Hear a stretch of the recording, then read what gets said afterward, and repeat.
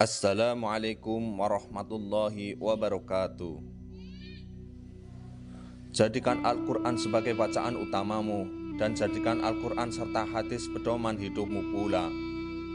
Ketika para sahabat sedang bersama Rasulullah SAW di kediaman salah seorang sahabat Ansor, tiba-tiba terdengar panggilan seseorang dari luar rumah. "Wahai penghuni rumah, bolehkah aku masuk? Sebab kalian akan memerlukanku." Rasulullah SAW bersabda, "Tahukah kalian siapa yang memanggil?" Kami menjawab, "Allah dan Rasulnya yang lebih tahu." Beliau melanjutkan, "Itu iblis, laknat Allah bersamanya." Umar bin Khattab berkata, "Izinkan aku membunuhnya wahai Rasulullah." Nabi menahannya. "Sabar wahai Umar, bukankah kamu tahu bahwa Allah memberinya kesempatan hingga hari kiamat? Lebih baik bukakan pintu untuknya, sebab ia telah diperintahkan untuk ini. Fahamilah apa yang akan dia katakan dan dengarkan dengan baik." Ibnu Abbas radhiyallahu an berkata, pintu lalu dibuka. Ternyata dia seperti orang tua yang cacat satu matanya. Di janggutnya terdapat 7 helai rambut seperti rambut kuda, taringnya seperti taring babi, bibirnya seperti bibir sapi. Iblis berkata, "Salam untukmu Muhammad, salam untukmu para hadirin." Rasulullah SAW menjawab, "Salam hanya milik Allah Subhanahu wa Ta'ala. Sebagai makhluk yang terlaknat, apa keperluanmu?" Iblis menjawab, "Wahai Muhammad, aku datang ke sini bukan atas kemauanku, namun karena terpaksa." "Siapa yang memaksamu?" "Seorang malaikat utusan Allah mendatangiku dan berkata, Allah Subhanahu wa Ta'ala memerintahkanmu untuk mendatangi Muhammad sambil menundukkan diri. Beritahu Muhammad tentang tata caramu menggoda manusia. Jawablah dengan jujur semua pertanyaannya. Demi kebesaran Allah, andai kau berdusta satu kali saja, maka Allah akan jadikan dirimu debu yang ditiup angin. Oleh karena itu, aku sekarang mendatangimu. Tanyalah apa yang hendak engkau tanyakan. Jika aku berdusta, aku akan dicaci oleh setiap musuhku. Tidak ada sesuatu apapun yang paling besar menimpaku daripada cacian setiap musuhku." Rasulullah SAW lalu bertanya kepada iblis, "Kalau kau benar jujur, siapakah manusia yang paling kamu benci?" Iblis segera menjawab, "Kamu. Kamu dan orang sepertimu adalah orang yang paling aku benci." Siapa selanjutnya? Pemuda yang bertakwa yang memberikan dirinya mengabdi kepada Allah Subhanahu wa Ta'ala. Lalu siapa lagi? Orang alim dan war'a. Lalu siapa lagi? Orang yang selalu bersuci. Siapa lagi? Seorang fakir yang sabar yang tak pernah mengeluhkan kesulitannya kepada orang lain. Apa tanda kesabarannya? Wahai Muhammad, jika dia tidak mengeluhkan kesulitannya kepada orang lain selama 3 hari, Allah akan memberikan pahala kepada orang-orang yang sabar. Selanjutnya apa?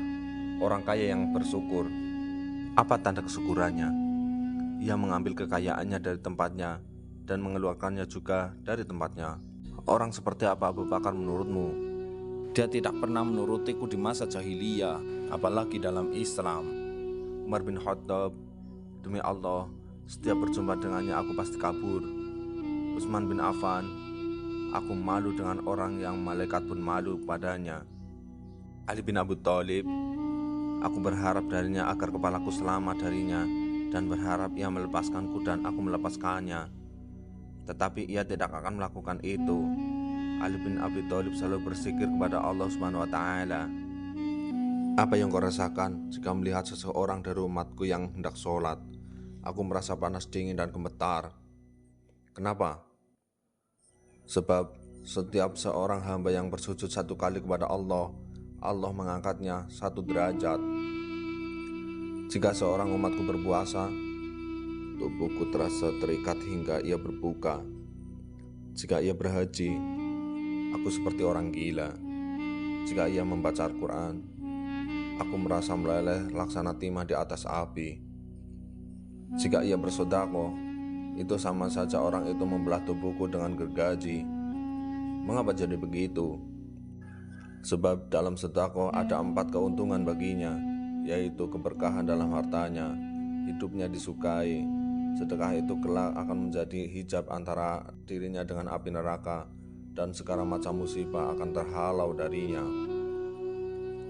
Apa yang dapat mematahkan pinggangmu?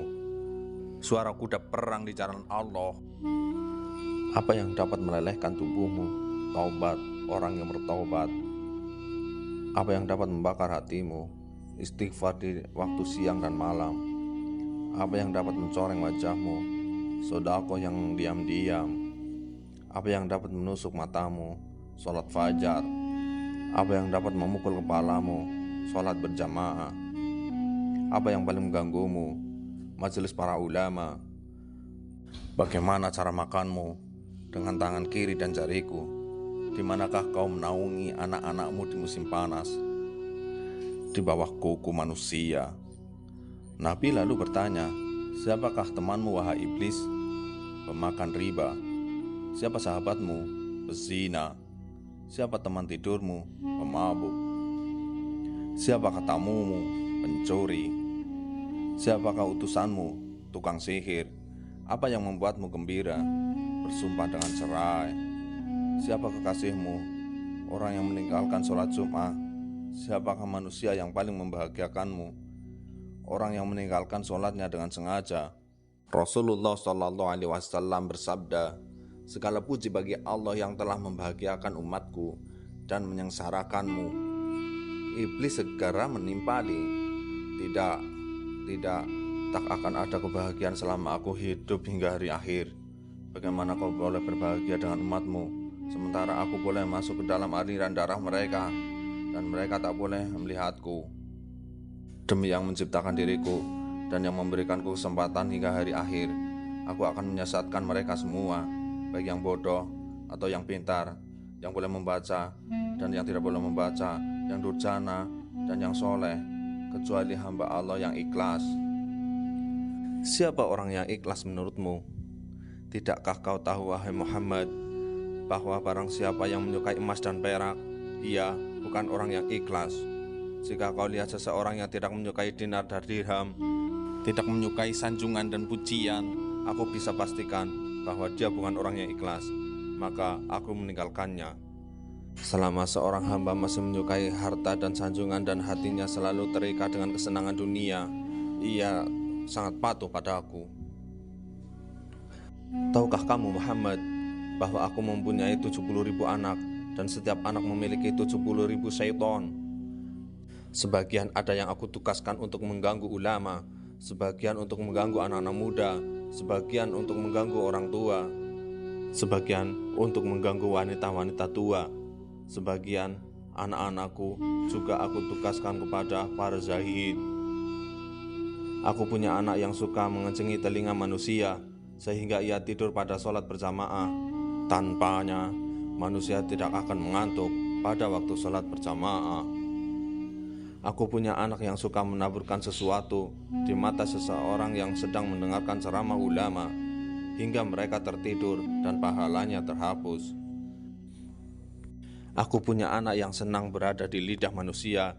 Jika seseorang melakukan kebajikan, lalu mereka kabarkan kepada manusia, maka 99% pahalanya akan terhapus.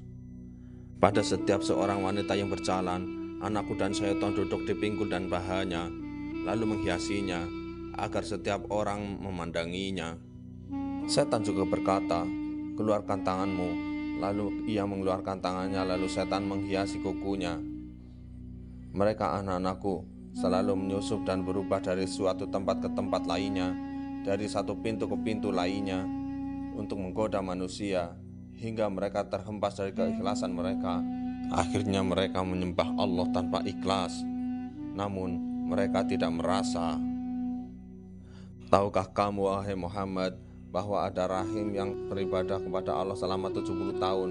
Setiap orang sakit yang didoakan olehnya sembuh seketika. Aku terus menggodanya hingga ia berzina, membunuh, dan kufur.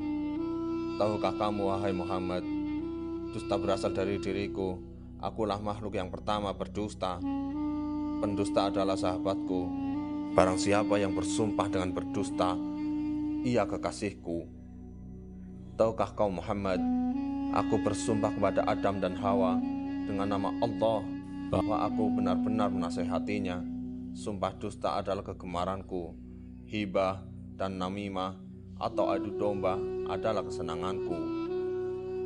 Kesaksian palsu kegembiraanku.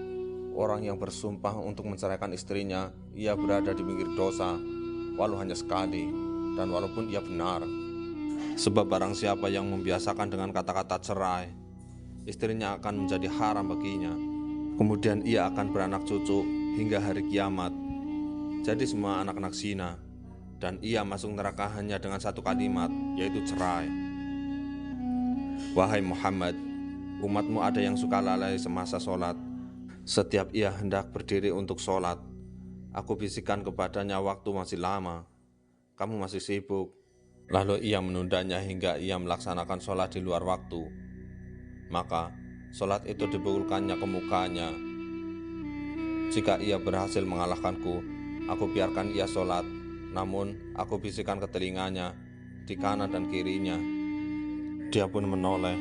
Pada masa itu aku usap dengan tanganku, dan kucium keningnya serta aku katakan, sholatmu tidak sah. Bukankah kamu tahu Muhammad, orang yang banyak menyoleh dalam sholatnya akan dipukul? Jika ia sholat sendirian, aku suruh ia bergegas. Ia pun sholat seperti ayam yang mematuk beras.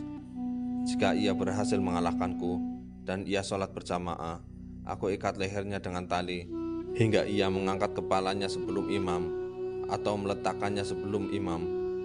Kamu tahu bahwa melakukan itu batal sholatnya, dan wajahnya akan dirubah menjadi wajah keledai. Jika ia berhasil mengalahkanku, aku tiup hidungnya hingga ia menguap dalam sholat. Jika ia tidak menutup mulutnya ketika menguap, syaitan akan masuk ke dalam dirinya dan membuatnya menjadi tambah serakah dan gila dunia, dan dia pun akan semakin taat kepada aku. Kebahagiaan apa untukmu? Sedangkan aku memerintahkan orang miskin untuk meninggalkan sholat. Aku katakan kepadanya, kamu tidak wajib sholat. Sholat hanya wajib untuk orang yang berkemampuan dan sehat. Orang sakit dan miskin tidak. Jika kehidupanmu telah berubah, baru kau sholat. Ia pun mati dalam kekafiran. Jika ia mati sambil meninggalkan sholat, maka Allah akan menemuinya dengan kemurkaan. Wahai Muhammad, jika aku berdusta, Allah akan menjadikan aku debu. Wahai Muhammad, apakah kau akan bergembira dengan umatmu, padahal aku mengeluarkan dari 1/6 mereka dari Islam? Berapa yang kau minta dari Tuhanmu? 10 macam. Apa saja? Aku minta agar Allah membiarkanku berbagi dalam harta dan anak manusia. Allah mengizinkan. Allah berfirman, berbagilah dengan manusia dalam harta dan anak, dan janjikanlah mereka, tidaklah janji syaitan kecuali hanya tipuan.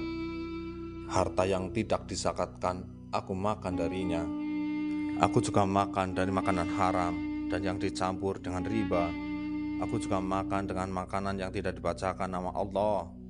Aku minta agar Allah membiarkanku ikut bersama orang yang berhubungan dengan istrinya tanpa berlindung kepada Allah, maka syaitan akan ikut bersamanya, dan anak yang dilahirkan akan sangat patuh kepada syaitan.